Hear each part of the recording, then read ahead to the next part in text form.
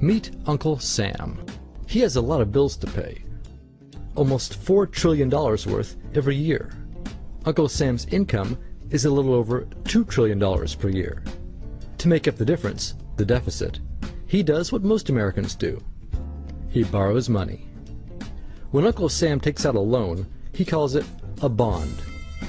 Bonds can be held by banks, investors, or even foreign governments. Uncle Sam has to promise to pay interest on these bonds, just as you do on any loan you take out. Ever think about paying your mortgage with your credit card? That's exactly what Uncle Sam does. He takes out new loans, new bonds, so that he can make payments on the old ones. All those loans, and especially all that interest, adds up.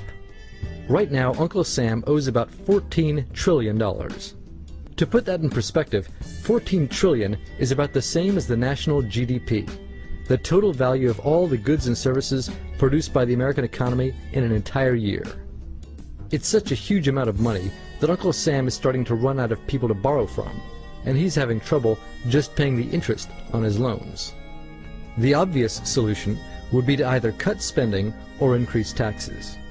But if he cuts spending, the people that he's spending money on would complain that they don't have money to spend, and that he was hurting the economy. If he tried to raise taxes enough to close this gap, not only would people definitely have less money to spend, he'd probably have riots on his hands. So Uncle Sam chooses the easy way to make money. Just make it. He calls up the Federal Reserve, which is our central bank, and, like magic, dollars are created and deposited in banks all around America. The problem is that the more of something there is, the less it's worth. Same goes for the US dollar. The more dollars there are, the less each one will buy. That's why commodities like gasoline, food, and gold become more expensive when Uncle Sam does his money-making magic. The commodities aren't really worth more. Your money is just worth less. That's called inflation. Remember the foreign governments that lent money to Uncle Sam? When they lent money to the American government, something interesting happened. It made the U.S. look richer, and their countries look poorer.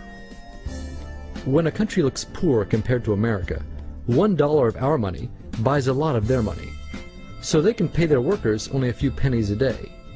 With such low labor costs, they can sell their products in America for lower prices than any American manufacturer can.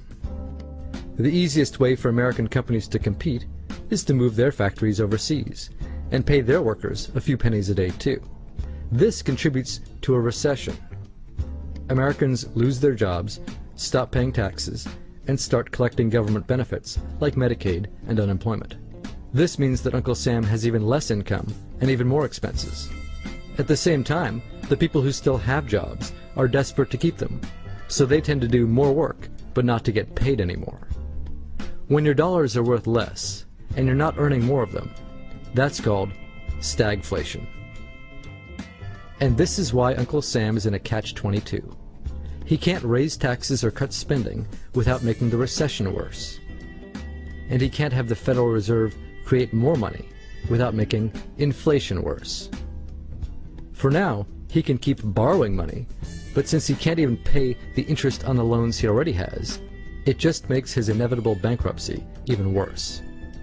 Whether it's in 2 months or 2 years, the day will come when Uncle Sam can no longer pay his bills. When that happens, the banks, investors, and foreign governments who are counting on that money won't be able to pay their bills. You see, just like Uncle Sam, governments, banks, and corporations don't actually have much money. Mostly, all they have is debt to each other. If one link in the debt chain stops paying, defaults, the whole thing falls apart. If investors can't pay their bills, corporations won't be able to pay their employees. If banks can't pay their bills, you won't be able to take out a loan, use a credit card, or even withdraw your savings. If foreign governments can't pay their bills, their own banks and corporations will have the same problems. That's called a global economic collapse. It's never happened before, so nobody really knows how bad it will be, how long it will last, or even how we'll eventually get out of it.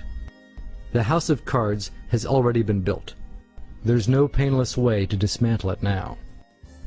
All we can do is to educate each other about what's actually going on, and to prepare for what may be very extraordinary circumstances.